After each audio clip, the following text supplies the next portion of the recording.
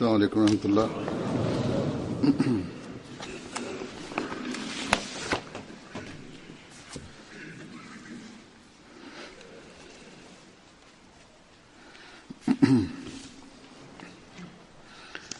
أشهد أن لا إله إلا الله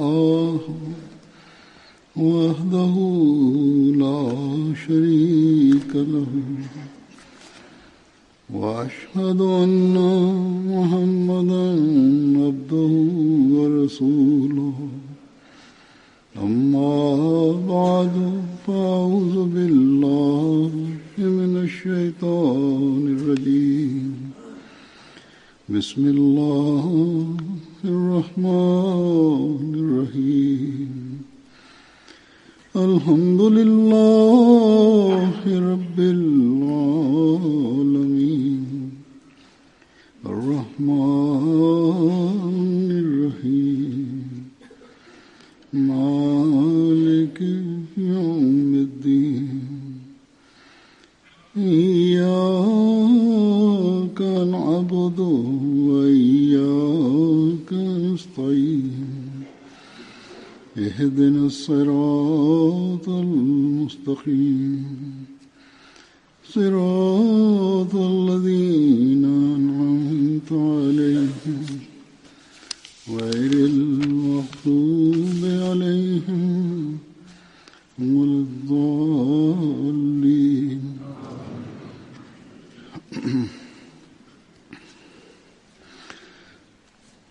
दो दिन पहले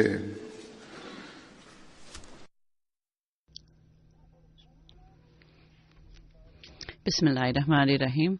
Huzur kaže prije 2 dana jedan vrlo stari sluga Ahmedijata, uvaženi sahib Sabda Mirza Kušir je umro, inna lillahi ve inna ilaihi rađiun.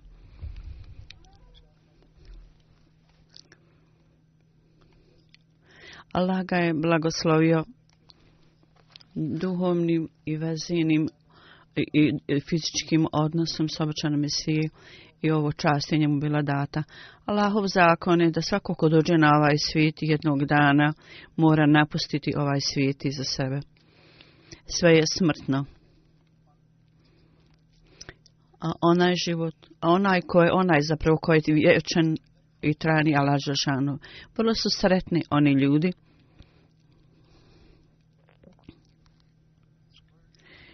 koji u ovom svjetovnom životu koji im je dat, oni koji nastoje da učine da taj njihov život ima svrhu i nastoje da postignu Allahovo zadovoljstvo.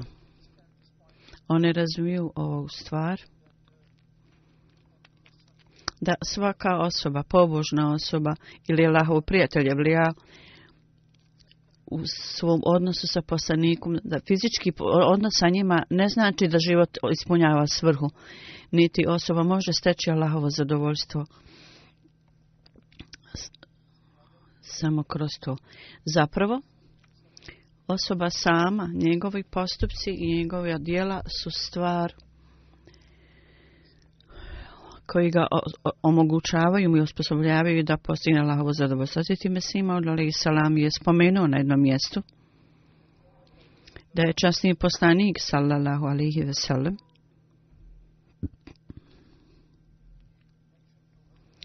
spomenuo Hazreti Fatimi radijallahu anhu, rekao je: Fatima, zapamti da samo zato što si moja kćerka nećeš biti u stanju da stekneš Allahovo zadovoljstvo.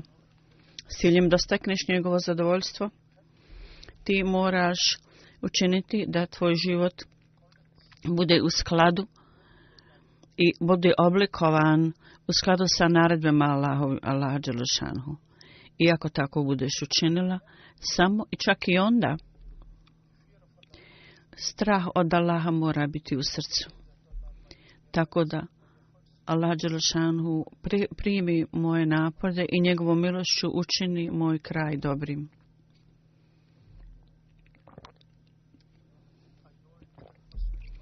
Ja znam lično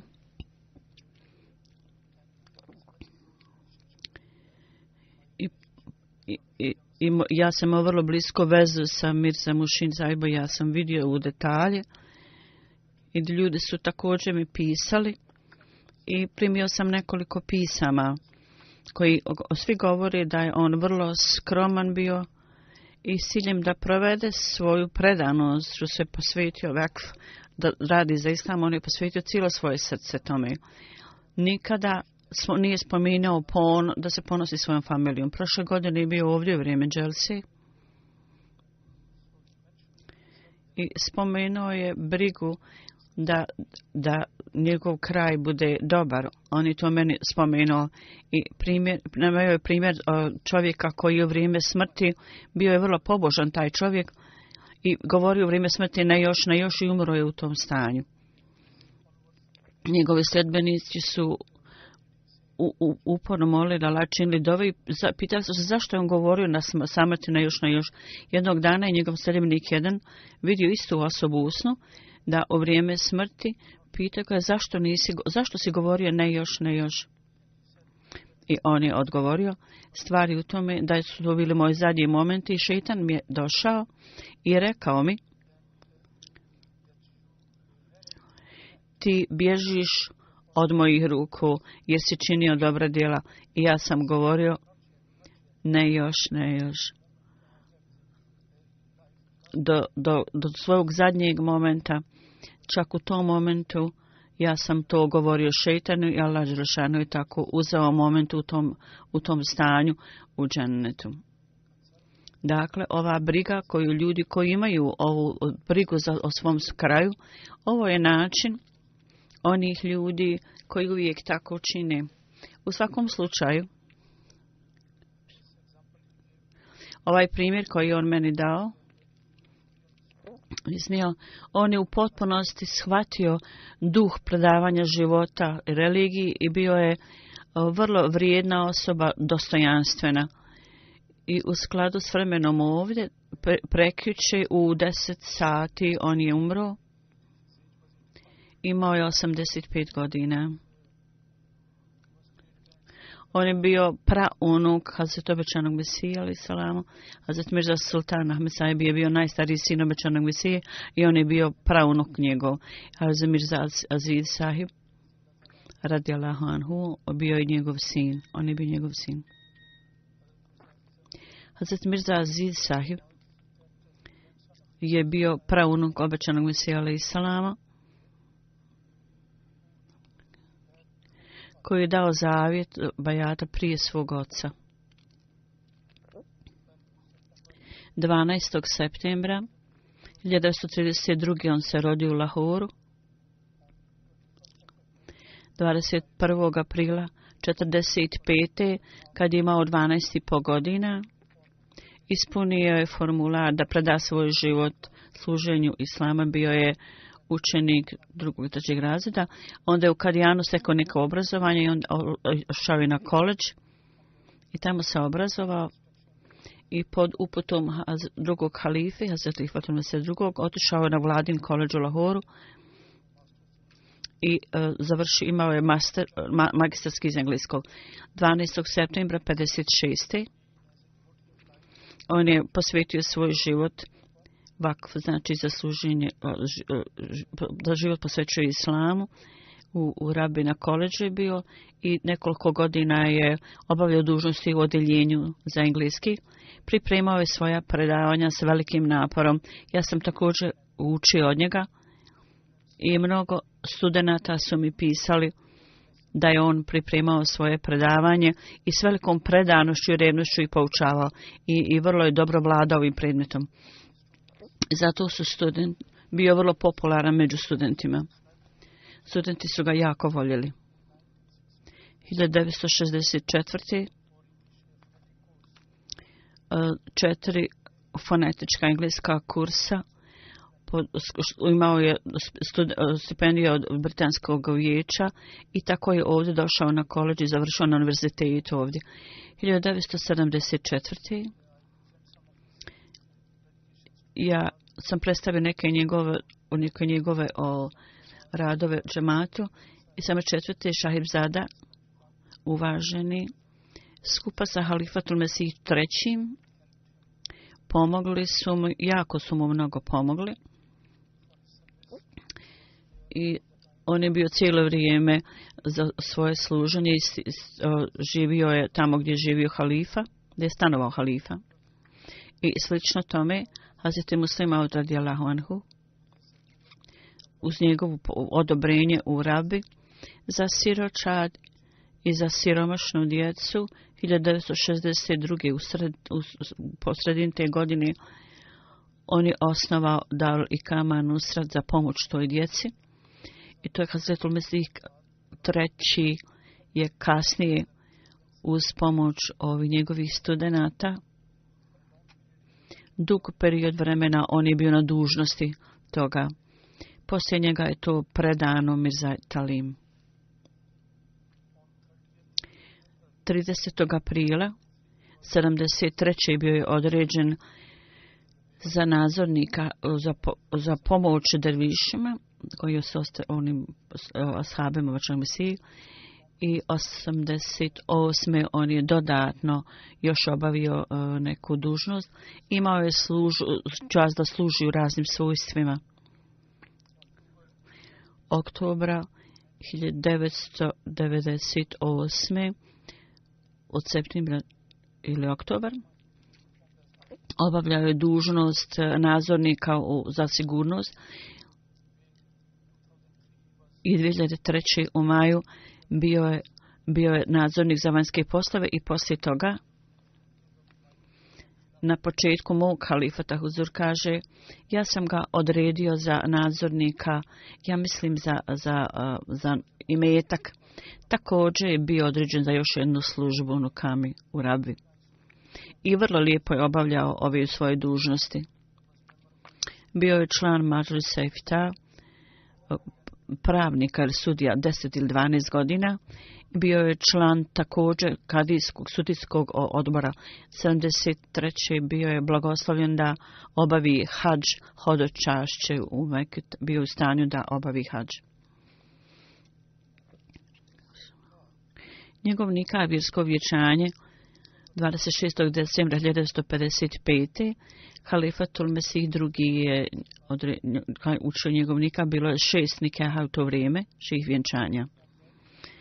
I on je to obavio. I o pogledu njega, Hazreti Halifatul Mesih II. Je rekao u hudbi na džumi.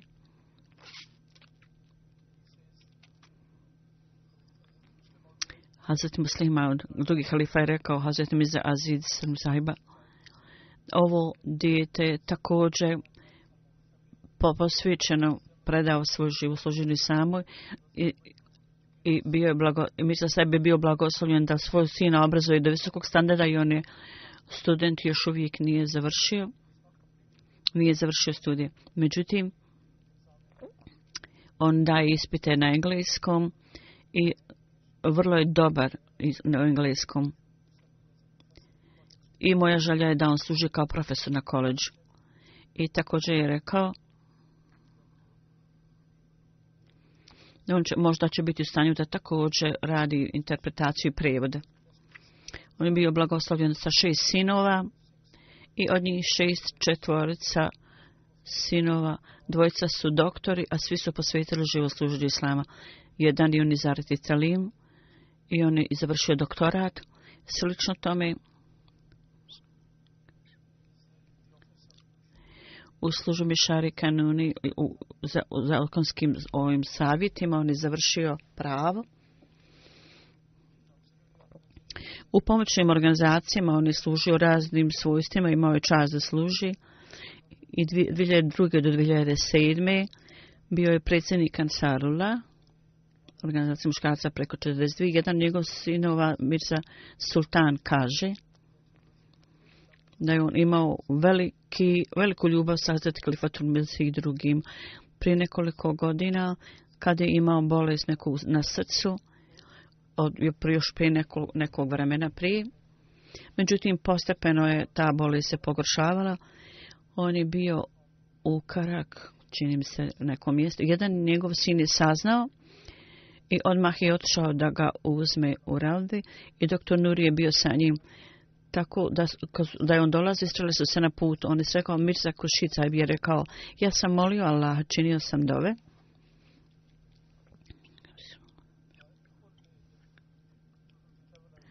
U toku cijelog putovanja ja sam molio Allaha da stignem u Rabu, tako da umrem u tom gradu gdje Hazreti Muslima došao i osnovao grad, utemeljio grad. Huzur kaže, ovo je bio izraz njegove predanosti prema kalifi drugom. I rekao u toku bolesti, jednu noć je bio vrlo uznemiren i ustao je i rekao je da je imao dugačak san i vidio da neki ljudi kritikuju drugog halifu, a i ljudi ne odgovaraju na tu kritiku. I bio je jako zabrinut i rekao je zašto ljudi ne odgovaraju na to. I u ovoj uznemirenosti on nije mogao spavati. On je govorio. Hazret Kalifatul Mesih drugi, neprijatelji povećavaju svoje neprijateljstvo prema njemu više nego prema obećanom Mesiji, jer protivnici misle, ovo je njihovo mišljenje, do neke mjere je to istina, da je Hazreti Muslima od drugih halifa taj koji je utemelji osnova upravu džemata i da misli da on nije to osnovao kako su oni mislili, onda bi džemat bio dokrajčen. To je Allahov džemat i on će sigurno nastaviti i sve će se dogoditi. Međutim, u svakom slučaju protivnici, mnogi od njih su se suprotstavljali drugom halifi zato što je on utemeljio džemat na vrlo snažnim temeljima. 1974. kao što sam rekao,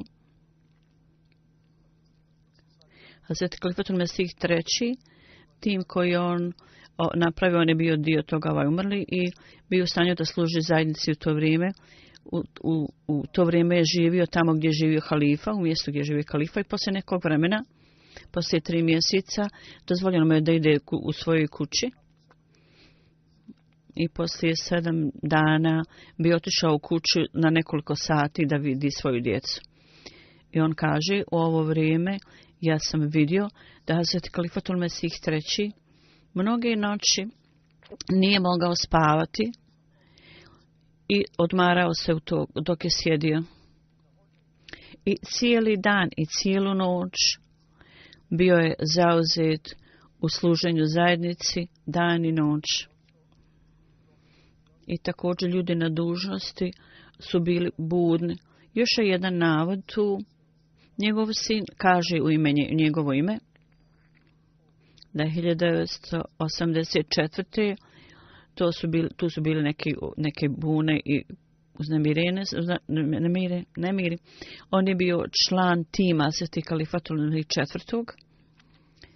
I on je govorio Hazreti Kalifatul Mesih III, Hazreti Kalifatul Mesih IV, treći i četvrti halifa, kad god je bilo stanje hitnosti, umjesto da paniče u to vrijeme, oni su ostali vrlo smireni u tim situacijama. I on je također imao čast da je Hazreti Kalifatul Mesih IV iselio se. On je bio član njegove pratnje od Rabe do Karačija. Slično tome, uprkos bolesti, 2010. kad se dogodio nesretni slučaj u Lahoru u 2010. kad su mnogi Ahmedi ubijeni u džamiji, u to vrijeme u ovim vrlo hitnim situacijama on je prošao kroz cijeli ovaj period i vodio kontrolu u cijelom stanju, u cijelim ovim stanjem i kad god je dolazila dženaza, uprkos što je bilo toplo, on je uvijek klanjao dženazu i išao na sahranu. Slično tome, uvijek je vodio brigu o poštovanju drugom u skladu sa njihovim položajem. Harzam Sahib, njegov sin, kaže, izvještaj iz Rabe, kad smo mi slali izvještaje, i ponekad, jedan put, napravili smo neku grešku da uz ime na časnog poslanika stavili smo samo slova, ali i salam, i onda je on im odmah to istakao i rekao uz ime časnog poslanika, riječi sallallahu alejhi ve sellem trebaju u cijelosti napisane. On je bio vrlo redovan u namazima. U izuzetnim situacijama je spajao namaze. U zadnjoj bolesti, dok je bio u bolesti, osim nekoliko namaza, sve namaze tajno obavljao u određeno vrijeme. Za njih nekoliko dana on je bio Nazir Allah. Tu je jako mnogo odgovornosti, tako da u pogledu slučajeva džamata bio jako zabrinut i mnogo puta je mene pitao u bolnici kako je stanje tog i tog slučaja, kad je saslušanje i kakva je priprema za to. Slično tome kao Nazir Allah i Amir Mukami, ljudi, oni koji su bi ga pozivali u vrijeme kad imaju neko radosno, neki događaj. On je rekao, ovo je dio moje dužnosti jer ja idem kao predstavnik halife vremena. U tim prilikama, u prilikama žalosti zapravo također on je posjećivao ljude i isto tako ispitivao o ljudima koji su bolesni i siromašni i posjećivao ih je. I uprkos bolesti, on je dolazio na vrijeme u kancelariju i tamo ostajao i vrlo naporno radio. U toku zadnjeg perioda, zadnje bolesti, on je poslao pismo da ide do sviju i došao je u kancelariju. Mnogi ljudi su bili odsutni. Tako da je on izdao pismo da prođe kroz svi, da ga ispitaju i u kojem napisao ako ja mogu doći u kancelariju, zašto drugi ne mogu. Sa upravne tačke gledišta, gdje god je trebao da bude strog, bio je strog, međutim savjetovao ljude na vrlo drag način i ljubazno. Imao je čast također da Hazreti Kalifatul Mesih III. U vrijeme kad je on umro, treći halifa umro u Islamabadu u Pakistanu, on je predvodio dženazu. On je predvodio dženazu u Islamabadu jer je bio predstavnik Anđumana. A Hazreti Kalifatul Mesih IV. Je bio tamo također, ali tražio od njega da on klanja dženazu. On je bio stariji od mene i Kalifatul Mesih IV. Je rekao, pošto ti predstavljaš Anđuman, ti treba da predvodiš dženazu. Slično tome, Kalifatul Mesih III. Također imao čast da Kalifatul Mesih IV. Je vjerovatno izgleda imao čast da okupa trećeg halifu. Mirza, još jedan osoba kaže, u 1974. on je ovdje nekoliko mjeseci boravio i poslije toga, kad se situacija popravila, a sad kad su ovim Mesih III. Je rekao, sad možeš ići kući. Međutim, svaki dan on je dolazio ujutru na doručak i dati su mu određeni zadaci i svaki dan je dobivao upute i naloge i poslije primjene toga on je izvijestio natrag redovno bez ikakvog propusta. Slično tome, Mirza Gulam kaže,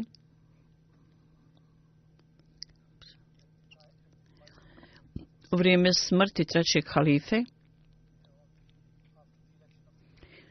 poslije izbora četvrtog halife, drugog dana,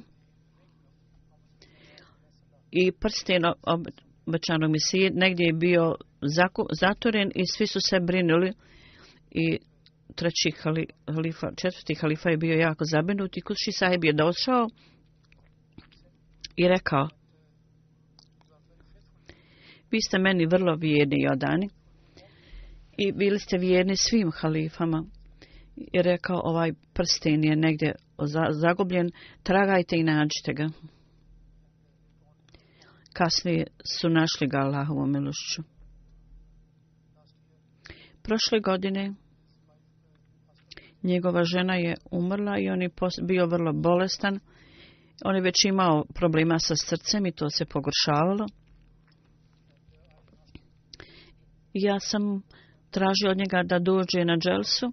On je prvo mislio je da možda neće biti u stanju da poduzme to putovanje, međutim svakako je došao. Njegovo stanje je bilo dobro, bio je osjećao se prilično dobro. I svaki dan bi dolazio da me vidi, svaki dan uveče bilo da je to bilo vrijeme dželse ili ne, nije ga bilo briga o vremenu, vrlo lijepo je bolavio i svako večer je dolazio da me vidi, huzur kaže. Fozija Šemim sahiba predsjednica Leđne Lahore kaže, ona je kćerka Nawab Begum sahiba, koja je najmlađa kći obećanog Mesija alejhi selama. Ona kaže, nakon što je postao Nazir Allah, njegove dobre odline i tačke su došle do izražaja. On je bio vrlo služio Ahmedijeti, obavio je svoje dužnosti i uvijek bio zauzet. Ako bio zauzet, kad mu se obratimo, on bi nazad telefonirao. Ponekad, odjedan put bila neka aplikacija molba za fond za udajuće djevojaka. I ja onda bi se izvinila i telefonirala bi. I on bi rekao, uzmi meni od Amir sahiba, ja ću poslati natrag pari. Bio je vrlo disciplinovan. I ona kaže, ja nisam vidjela ni jednu osobu da je više predana i tako ljubazna od njega. Jedna djevojka je bila vrlo bolesna i ja sam poslala molbu za njen slučaj. I taj slučaj se vrlo lijepo završio i vrlo ljubavno rekao da tih dana ide u Kadijan. Nije bilo vrijeme dželse, nego neki drugi dani i on je rekao, ja ću otići u Vatul Dua i pogotovo učiniti dove za ovu djevojku. I djevojka onda bila dobro, onda se udala se i on je postao vrlo krasnu garnituru zlatnu i bio vrlo ljubazan. Ona kaže, kad god sam tražila bilo kakav savjet od njega, on je uvijek davao promišljen savjet. Gdje mi sada možemo dobiti takvu plemenitu osobu? Naša srca su ispunjena osjećanjima i tugom, da Allah dželešanu dadne hilafetu najbolju nadoknadu, zamjenu za ovog čovjeka. Čadri Hamidullah sahib, Vekil Allah Tarike Džedid, o njemu piše da na koleđu, kad je Talemu Islam premješten u Rabu 54. jedan Nahmedi učitelj je ostao u Lahoru, nije došao u Rabu. Poslije toga Mija Kušir Saim je 56. organizovao odjeljenje i njegov engleski je bio vrlo dobar. I ja se sjećam da u toku njegovog perioda standard engleskog je bio vrlo visok. U toku njegovog perioda kad je on bio profesor tamo. U pogled njega Čadri Hamidullah kaže, on je bio vrlo ljubaznog srca i oprostiv je bio. Pazio je na siromašne ljude i lično i također kao službenik džemata. I Dželsa Saldina, Hudamullah i Nansaru prilikom Dželsa Sanani u Kadijanu, sav aranžman, on je sarađivao sa svima cijelo vrijeme. Kad su ljudi bili i tugi u radosti, uvijek je dijelio to s njima. I kad je trebalo kad je neko umro, da im pomogne. I kad je jedan radnik Dželsa Salani umro, kad je on saznao, bio jako tužan. I još jedan radnik kaže da je umrli imao jako puno odlika, jako teško se spomenuti. Bio je vrlo ljubazan, uljudan, vrlo ljubaznog srca i bilo je od pomoći ljudima. I uvijek je bio ljubazan prema ljudima, vrlo jednostavan u svojim ponašanju. Imao je vrlo dobre odlike i vrlo dragu ličnost. Ja sam imao, kaže, priliku da s njim radim skoro 10 godina. Ja sam imao ovu priliku. Ja ne pamtim da je ikada izrazio neku ljutnju zbog bilo čega. Ako je bila s moje strane neka greška, on bi vrlo dostojanstveno, ljubazno mene uputio i savjetovao. Onda u Nazaretu Elija Murabi sahib, Hadžama Zafar sahib kaže,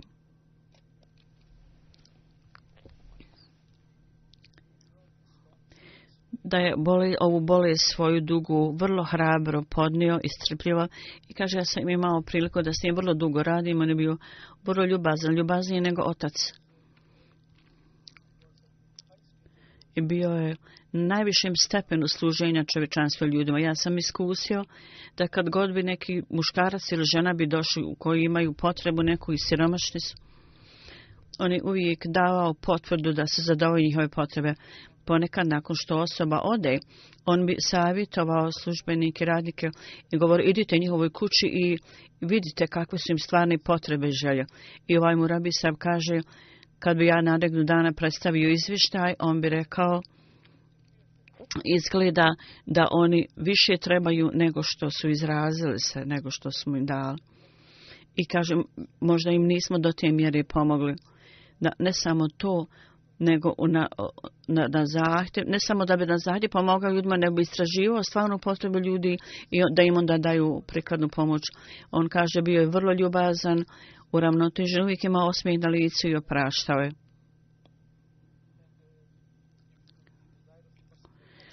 Ako želja osobe ne bi bila ispunjena, onda bi on savjetovao ih vrlo pažljivo i vrlo pažljivo je slušao. Ovo pažljivo slušanje prigovora sa strpljenjem je odgovornost svih, dužnost svih službenika Valenoga džemata. Na taj način može mnogo briga biti riješeno. Ovaj čovjek kaže, on je uvijek pokazivao strpljenje. Jedan čovjek je poderao neku aplikaciju, molbu nekog čovjeka i međutim ovaj umrli je i ovaj čovjek koji je podnio molbu kaže, ja sam stajao tamo. Međutim ovaj umrli čovjek je rekao, nema problema, neka tamo ti idi, svako ima svoje načine. Njegova strpljenje i sabor su zaista bile za zavist. Jer pošto je bio vrlo slab zbog bolesti, međutim bio je vrlo snažan u svojim sposobnostima, njegova pamćenje bilo jako živo i strogo. Njegova memorija je bila velika, imao je veliko pamćenje, dobro pamćenje i vrlo uravnoteženo razmišljanje i stotine pisama bi svaki dan čitao. Mnogo puta se dogodilo da ako slučaj ne bi bio završen, i ponovo osoba piše poslije mjeseca ili tako, onda bi službenik u kancelariju tragao s njegovim papirom, međutim, on bi pamtio kakva su postupci podnešeni i šta je poduzeto vezano za slučaj. Tako znači da ovim papirima u njegovom kancelariji on je pamtio sve ove stvari. I imao je potpunu sposobnost da se ove slučajeve sa svima njima da se nosi i da rješava. Našib Sabit Kaza kaže iz odbora Kadija, jedan muž je želio da napravi mir i da sve stvari riješi, međutim od strane žene ona je prigovarala da sve pare koje je uzeo od me treba da mi vrati. Muž je bio međutim vrlo slab i onda je iz ove službe čovjek kaže, ja sam rekao ovom službeniku našem, ti daj dio, ja ću urediti zidovi se vrati.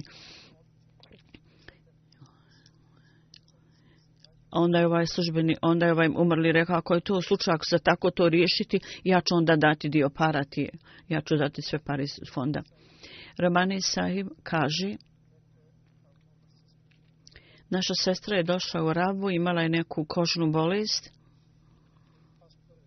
i tražila je neku novčanu pomoć.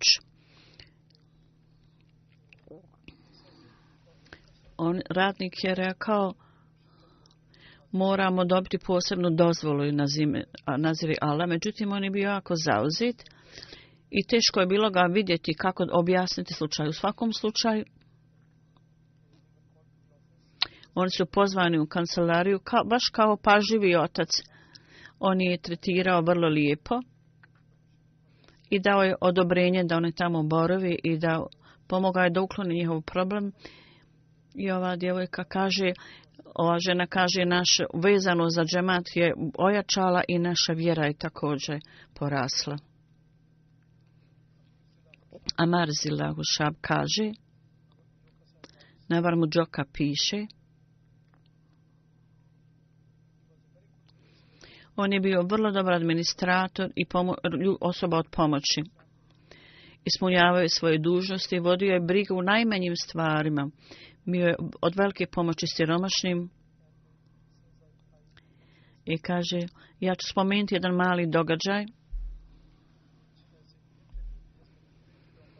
koji se utiskao u moj o njegovoj ličnosti. On kaže, 2015. na početku godine, ja sam vjerovatno, mislim da sam bio u mom kancelariji svojoj, i dvije siromašne žene došle su iz Kušaba, došle su meni i rekle su,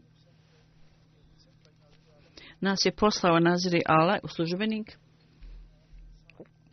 da ja potpišem njihovu molbu u ime Amira Erije. Ja sam odlučio da pomoć treba biti data na regionalnom nivou, a da ne šaljem ih u centar. I poslao sam ih na službeniku regionalnom. I one se odšle. Narednog dana sam sjedio u kancelariji i mene direktno mi ja sam telefonirao i pitao me. Rekao je, mi smo postali dvije stare žene iz naše oblasti. Sada one su se vratile meni radi pomoći. Tako ja se brinim da možda nisi odbio njihovu molbu. Molim te, neka napravi molbu i neka dođu meni, tako da to može biti riješeno vrijeme. Ja sam onda rekao da smo i mi pomogli na nivou oblasti i zbog toga ih nismo poslali natrag tebi. Tako da onda je on rekao, ovaj mali događaj pokazuje kako je on bio ljubazan prema ljudima, prema siromašnim ljudima i bio vrlo naklonjen da im pomaže. I ovo je vrlo vrijedno hvali. Ovaj osjećaj koji treba biti kod svakog vršioca dužnosti u džematu, kako treba da obavljamo posao, nije samo da jednostavno stvar bude prenesena na nekoga drugoga, nego kad god dođe neka molba, onaj koji ulaže molbu nastoji da slijedi to, također službeno treba da nastoji i da prati na to dok ne bude rješenje dato i dok stvar ne bude riješena. Do tog momenta oni treba da neprestano paze na to i prate i nastoji da riješi tu stvar što je moguće prije, umjesto da samo to prenesu na drugi. Ako takvo bude stanje kod svakog vršioca dužnosti, onda će jako mnogo problema biti odmah riješeno. Hafiz Muhammed Sahib piše, Dmija Sahib, ja sam svjedok da u svojoj ljubavi prema hilafutu on je pokazao takav primjer. On je služio, kako treba ispuniti sve dužnosti koje su mu date. Do zadnjeg momenta njegova pokornost i poslušnost hilafitu su bili izvanredni i on je učinio sve što može da ispuni tu svoju dužnost, poslušnost. Kad god je bio jako bio visoki službenik, visoki dobavljač, vrlo je bio ponizan, imao vrlo mnogo vrlina. Slično tome, Hafiz Sahib kaže, u obavljanju namaza u džematu, on je bio vrlo uzoran. Sadira Sahib kad je bio određen, svaki put na skupu on bi spomenuo o osnivanju, da se utemelji namaz, da se redom obavlja namaz i govorio bi, možda ćete reći da ja stalno govorim istu stvar kao da mi je naređeno. Međutim, ovo je jako važno. Ukoliko mi ne ispunimo ovu dužnost i sve dok ne ispunimo ovu dužnost, moja je dužnost da vas podsjećam. I neki vršioci dužnosti, ja sam vidio, oni ponekad nisu redovni svojom obavljanju namaza, ponekad napusti namaz, ne obavljaju namaz. Slično tome, bilo da je ljeto ili zima, on je išao uvijek u džamiju na namaz. Hafiz Sahib kaže, njegova ljubaznost i oprost i ljubaznost, vrlo je teško to zaboraviti. On bi redovno dolazio i to je bio za nas primjer.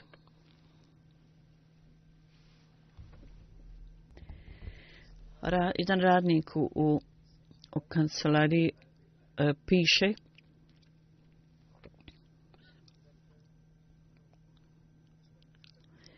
vrlo je teško slijediti njegov primjer. On je dolazi uvijek na vrijeme, bio zauzet u dužnost u poslu džemata i uvijek je službi džemata davao prednost nad svojim ličnim željama i u zadnjem periodu svog života imao je probleme na kraju sa disanjem. Međutim, nastao je da sakri ovu teškoću. Jedan put ja sam rekao, ti se ne osjećaš dobro? Mijan Sahib mi je rekao, danas ja se ne osjećam dobro, tako da neću biti u stanju da dugo ostanem, ići ću ranije. Morat ću otići ranije. Međutim, kakav god je posao koji treba da uradimo,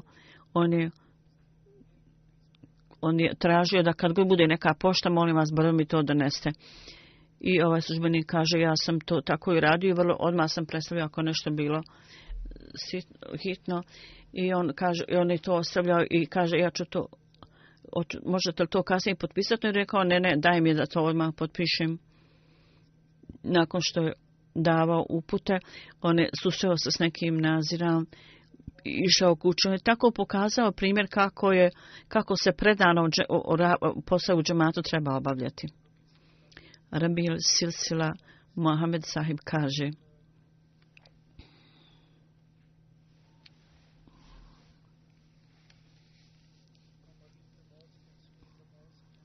on je dolazio rano u džamiju i ostaje u džamiju u toku Ramazana i također predano je prisustvovao Dersul Kurani. Ako je problem neki predstavljen, on bi slušao sve probleme u detalje i predložio bi rješenja za to. Ovo su stvari, Huzur kaže, da stanovnici Rabe su to doživljavali svaki dan. Student u džami, u školu džemata, neko kaže, ja sam se jednom brinuo o svojoj situaciji u pogledu studiranja, ako sam bio zabrinut i dova je bila jedini odgovor. Tako on kaže, ja sam otišao Mirzi Sahibu, Guši Sahibu, uprkos njegovih mnogih zauzeća, on me je zovno da dođem u njegovu kancelariju, ja sam onda sve u detalji spomenuo mu, tako da moj odgovor je bio samo dova. On je poslušao moje dove i pita me određena pitanja i kaže, ja čak nisam imao na umu da ću imati toliko vremena, međutim on je bio jako ljubazan do maksimuma prema meni i posvetio me svoje vrijeme.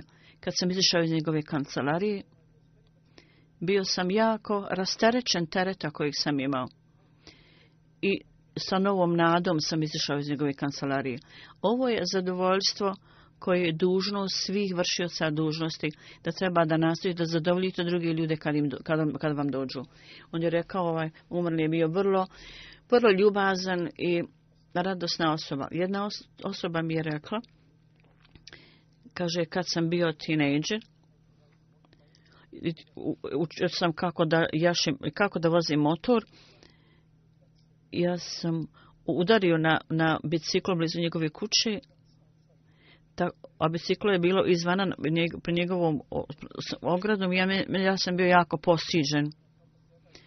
Prvo toga nisam imao dovoljno godina da vozim motor. Da je to bio neko drugi umjesto njega, on bi me sigurno ružio. Međutim, on je bio jako ljubazan i uljudan. I pomogao mi da ustanem i pitao me, imaš li kakvu povredu? Tako vrlo ljubazno je rekao, vodi brigu o svom životu. Slično tome sa ovim imamima, rabijanima i drugima bio vrlo ljubazan. Njegovo znanje je vrlo široko, uprkos činjenici što je znao da je njegovo znanje ogromno, bio je vrlo ljubazan i govorio je kao da nije znao te stvari, tako se ponašao. I u vrijeme džamije Šahid, kad sam ga ja odredio kao svog predstavnika za te određene ispite, on je u to vrijeme spomenuo,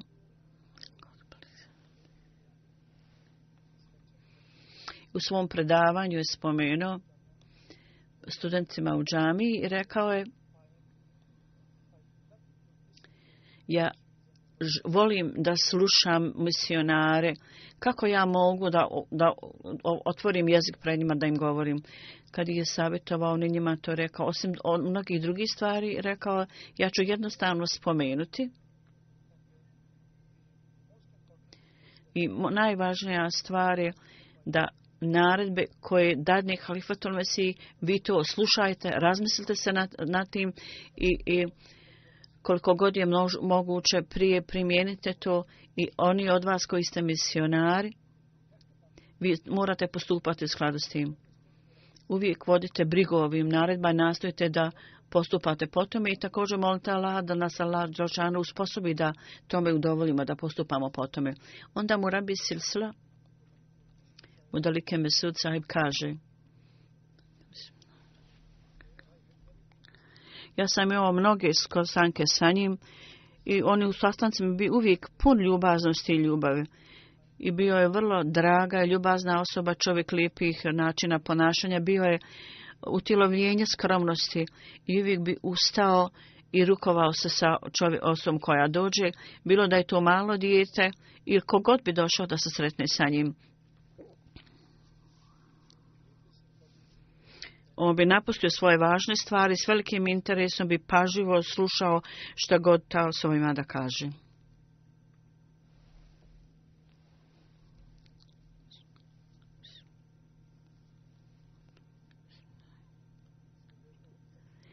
Zato svi ljudi su dolazili sa prigovorima, on ih je pažljivo slušao. I stari i mladi, sve ljude je on tretirao na vrlo lijep način i pokazivao je takvu reakciju da je zbilja dirnut njihovim slučajima.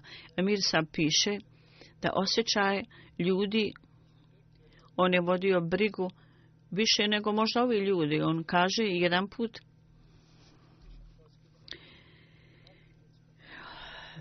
jednom pacijentu je dato pola troškova za neki test da mu se vidi kroz srce ili da su mu zaštupljene vene. On je rekao: podnesite sve troškove njega. I kaže kalifat vremena mi je rekao da svim pacijentima koji zaslužuju treba da im pomognemo, zato je naša dužnost da mu pomognemo ovom pacijentu.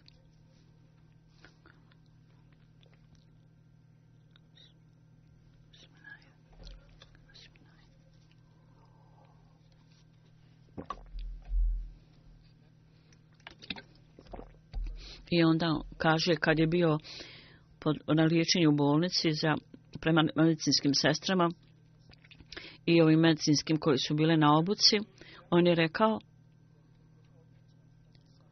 uzmite sve troškove od mog sina i on treba da omoguće od tih para bluze neke ili nešto, veste.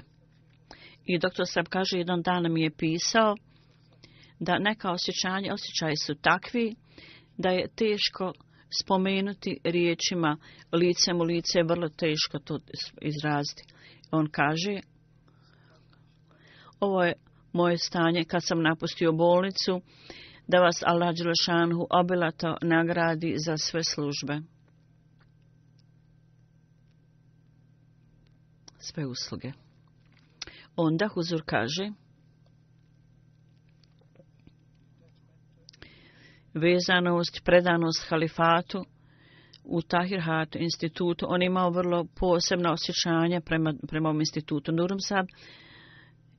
Nuri Sab, on je rekao Nuri Sab, Tahir institut za srce je kao dijete halife vremena. Ispuni, molim te, ovu želju halife i da ovo zaista postane sredstvo za oslobađanje ljudi, za njihovo olakšanje i ozdravljenje. I rekao Nur sahibu, ja uvijek molim Allaha da Allah nas usposobi da ispunimo sve želje halife vremena. I rekao kad je u toku bolesti, u njegov dnevni izvještaj dolazio k meni, ovaj čovjek kaže, jedan dan je pomogao mi, držao je moju ruku i rekao: ja sam sada bolestan, ovo je jedino o čemu možemo izvijestiti halifu vremena. Jako je mnogo pisama, Huzur kaže, oni svi spominju njegove odlike i vrline i svako spominje o njegovoj poniznosti i skromnosti. Njegov odnos sa hilafetom i ljubav koju je imao, spominjući to, on je jedan put spomenuo mojoj ženi. Moja žena mu je rekla: ti trebaš moli Allaha za halifu vremena, moliš sigurno za halifu vremena, molim te, moli za mene i za moju djecu. On je rekao: halifa vremena, na ovim seđdama ja također molim i za njih i za njihove žene. Kad je to rekao, postao je vrlo emotivan. i u poslušnosti starijih službenika bio je na visokom položaju. U toku svoje bolesti 2000. Mirza Huršid Ahmed Sahib i ja došli smo u London kad je kalifa bio bolestan. Ja tam u to vrijeme bio naziri ala na dužnosti i oko nečega imali smo različito mišljenje oko određenoj stvari. U to vrijeme je on odbio moj prijedlog i stvar se tu završila poslije toga.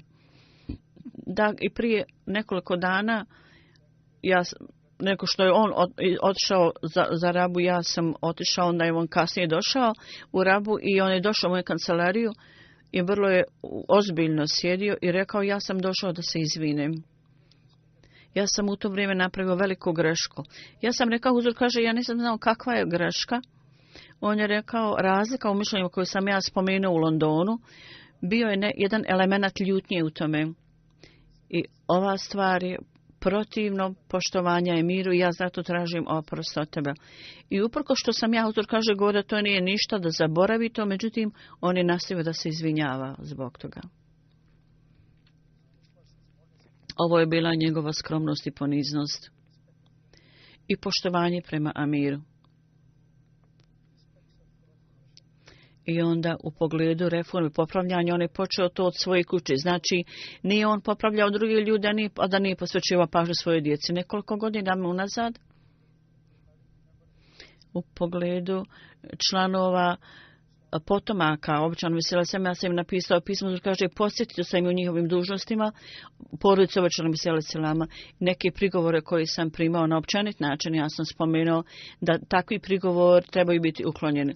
I poslao sam ovo pismo, poslao sam u Pakistan, Huzur kaže, i rekao sam da svi članovi porodice običanog Mesije trebaju se okupiti zajedno i treba da ovo pročitaju. Kad je on pročitao ovo pismo svim članovima porodice, vrlo emotivno je rekao, dopustite mi da pojasnim, moja porodica također nije izuzeta iz ovog.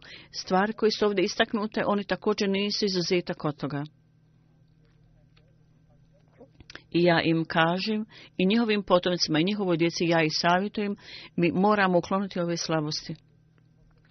I kalifa vremena, kakav god on očekivanja ima, mi moramo nastojati da zadovoljimo ta očekivanja, ispunimo ta očekivanja. Ovo je bila njegova iskrenost i standard njegove bogobojaznosti. Da Allah Đelešanuhu osposobi njegove potomke, da održi njegove standarde i da Allah Đelešanuhu osposobi džemat i hilafati Ahmedija, da blagoslovi ovakve predane i bogobojazne pomagače i da uvijek Allah Đelešanuhu dadne nam takve pomagače. Mirza Ahmed Sahib kaže, on je pisao zapravo meni, Huzur kaže i kaže, on je najstariji sin drugog halife i on kaže, moj brat Khuršid, on je sjedio po stopama hilafeta i nastavio da služi hilafetu do zadnjeg momenta, da Allah Đelešanu uzdigne njegov položaj i prihvati njegove službe i da ga čuva pod sjednom zaštitom svoje milosti. On je u cijelosti obavio svoju dužnost. Apsolutno. On je napisao, on je sigurno u najbolji način ispunio svoju dužnost, da nas Allah sposobi i da i mi također obavimo svoju dužnost u cjelini. Poslije džume namaza ja ću klanjati dženazu namaz u čije tijelo odsutno.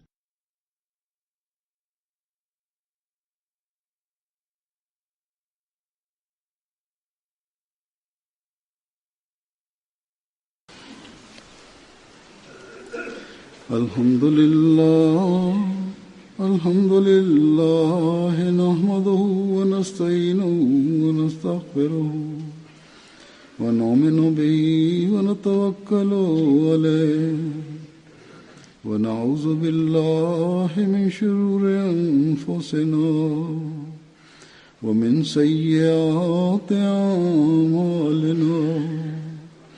من يهده الله فلا مضل له ومن يضلل فلا هادي له ونشهد أن لا إله إلا الله ونشهد أن محمدا عبده ورسوله عباد الله رحمكم الله إن الله يأمر بالعدل والإحسان وإيتاء ذي القربى وينهى عن الفحشاء والمنكر والبغي يعظكم لعلكم تذكرون اذكروا الله يذكركم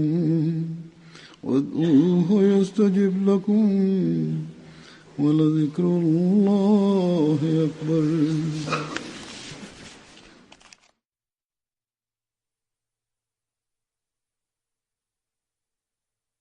اللهم صل على محمد وعلى آل محمد